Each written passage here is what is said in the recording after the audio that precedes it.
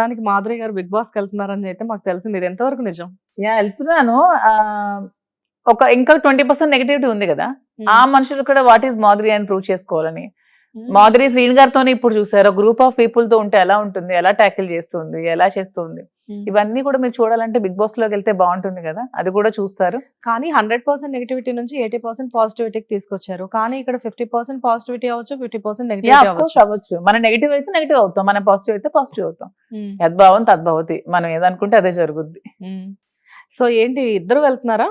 ఇద్దరు వెళ్తే వ్యాపారాలన్నీ ఎవరు చూసుకుంటారు? అంటే ఎందుకు అడుగుతున్నారంటే, జనరల్ గా ఎక్కడ చూసినా కానీ ఇద్దరు కనబడుతూ ఉంటారు. అండ్ మేము ఇందాక కార్ లో వచ్చినప్పుడు డిస్కస్ చేస్తుంటే మా కెమెరామెన్స్ అదే అడుగుతున్నారు, ఇలా మాధురి గారు ఎందుకు మేడం ఇవాళ సడన్ గా ఇంటర్వ్యూ అన్నారంటే, ఆవిడ బిగ్ బాస్ కి వెళ్తున్నారు కదా అన్న అంటే, ఇద్దరు వెళ్తున్నారా మేడం అన్నారు. ఇద్దరు ఎందుకు వెళ్తారు అంటే, శ్రీనివాస్ గారు అంటే మాధురి, మాధురి అంటే శ్రీనివాస్ అని. యాక్చువల్ గా 4 years లో మా ఇద్దరం ఒక రోజు కూడా విడిచిపెట్టి దూరంగా లేము. ఇప్పుడు ఉండాల్సి వస్తే ఇదే ఫస్ట్ టైం నాకు తెలిసి. మీ ఇద్దరికి మాక్సిమం ఎన్ని రోజులు గ్యాప్ ఉంటది? అంటే వదిలిపెట్టి ఉండడం అంటే ఒకవేళ ఆయన ఒక రోజు కూడా లేము మేము. లేరా? అస్సలు లేము. మరి ఇప్పుడు సార్ ఎలా పంపిస్తారు? అసలు అదే పంపించి అసలు వద్దంటున్నారు. అసలు తను ఉండలేరు.